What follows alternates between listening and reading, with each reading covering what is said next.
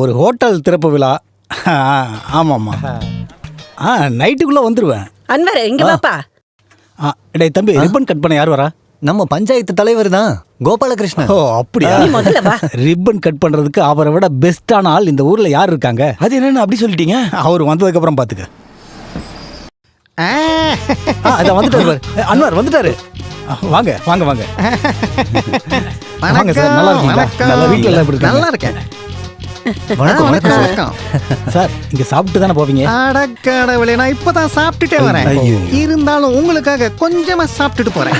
சரி, அப்ப போங்க. ஆண்டவா, எல்லாரும் நல்லா இருக்கும். Thank you sir.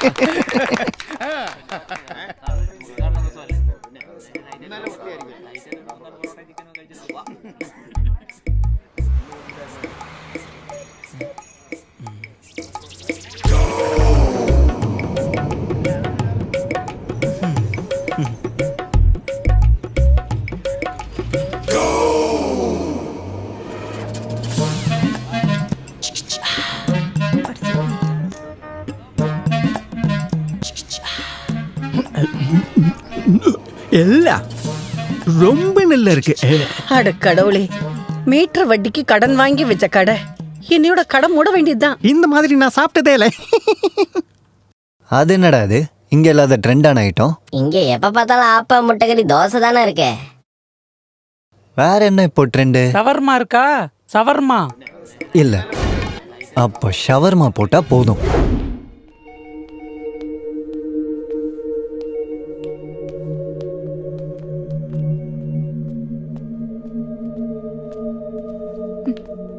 இப்போ தங்கச்சி எப்படி இருக்கா? இமீடியட்டா சர்ஜரி பண்ணணும்னு சொல்லிருக்காங்க. ஓ, 4 லட்சம் ரூபாய் உடனே கட்டணுமா?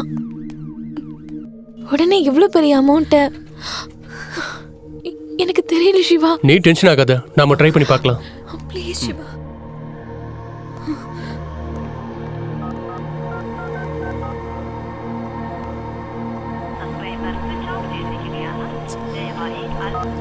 ச்சே, உடனே சர்ஜரி பண்ணணும்.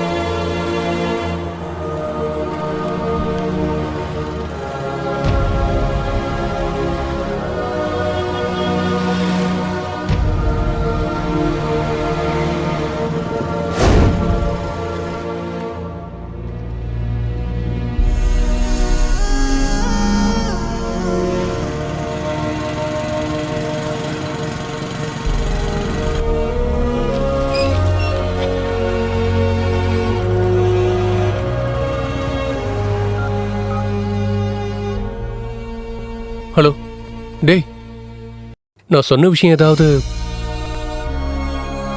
ஓகே, நான் அப்புறம் கால் பண்றேன்.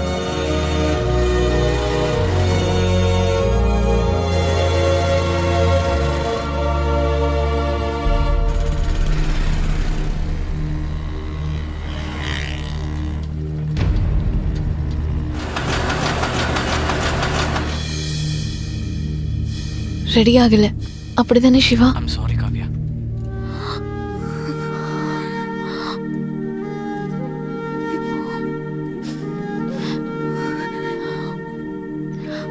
கடவுளே, நான் இப்ப என்ன பண்றது?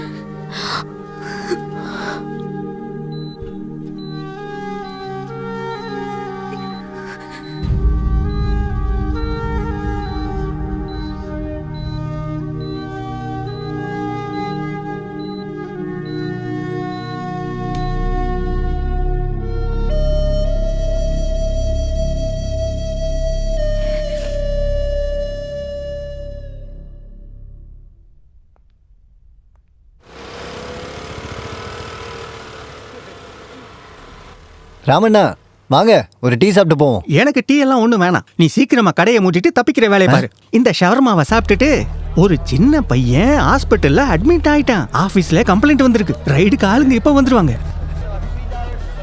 வர்றது ஆரோக்கியசாமி. அவர் இது வரைக்கும் போன கடைங்க எல்லாமே. நீ சீக்கிரமா கிளம்பு. டேய்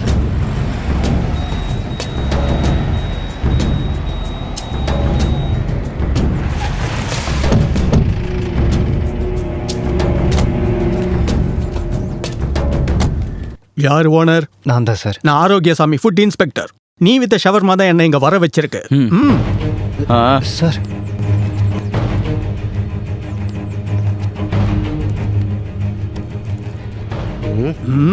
இன்னைக்கு வந்ததா?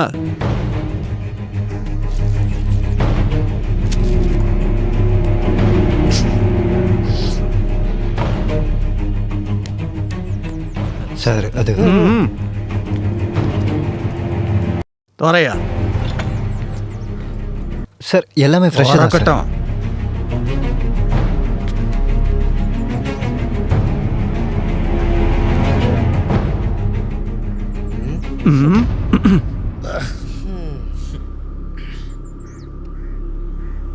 Sir sir sir please sir. கடை திறக்க கூடாது, மூடிடுங்க. சார் சார் சார் எதுவும் பண்ண முடியாதா சார்? அதை போய் கோர்ட்டில் சொல்லு. பழைய ஒரு ஜோக் இருக்கு. காலேஜ் படிக்கும்போது ஒரு ஸ்டடி டூரில் நாங்கள் ஒரு கல்யாணத்துக்கு போயிருந்தோம். பிளாக் கோட் சூட் போட்டு ஒரு ஹேண்ட்ஸம் பையன் மேலே தான் இங்கே எல்லாரோட கவனமும் இருந்துச்சு. அவனை விட ரொம்ப அழகானவன் தான் என்னோட உட்பின்னு சொன்னேன். சும்மா வம்பிழுக்க சொன்னேன். அதை கேட்டு ஒரு ஃப்ரெண்டு விளையாட்டாக சொன்னான், என் கழுத்தில் விழற தாலி 2வது கல்யாணம் பண்ணுறவரோட தான் அப்படின்னு. இன்னைக்கு அது நடந்துருச்சு. ஷாமியோட ஆப்ரேஷனுக்கு பணம் கொடுக்கும்போது நரேந்திரன் என்கிட்ட எதுவுமே சொல்லலை. கூட ஒர்க் பண்ணுறவரோட நல்ல மனசு, அப்படிதான் நான் நினச்சேன். ஆனால் இப்போ என்னாச்சு? நீ அவரோட லைஃப்ல கூட நானும் வேணும்னு நரேந்திரனோட டிமாண்ட்.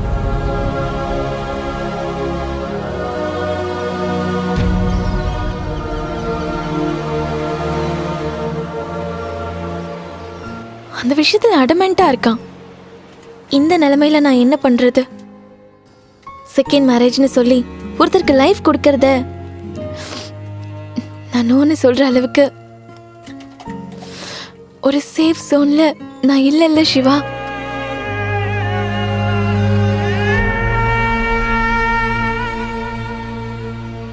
எனக்கு ஏன் மேல தான் கோவம் வருதா? இப்படி ஒரு சூழ்நிலை உனக்கு வரும்போது 5 பைசா கூட வழி இல்லாம நான் இங்க தனியா நிக்கிறேன். எல்லாரும் சொல்ற சாதாரண பதில தவிர்த்து நான் வேற என்ன சொல்றது? சொந்த தங்கச்சிக்காக சாக்ரிஃபைஸ் பண்ணலன்னா நான்லாம் என்ன அக்கா?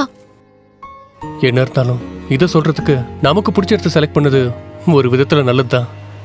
மறக்க முடியாத ஞாபகம் ஆயிடுச்சு. இது என் மனசுல எப்பவும் இருக்கும்.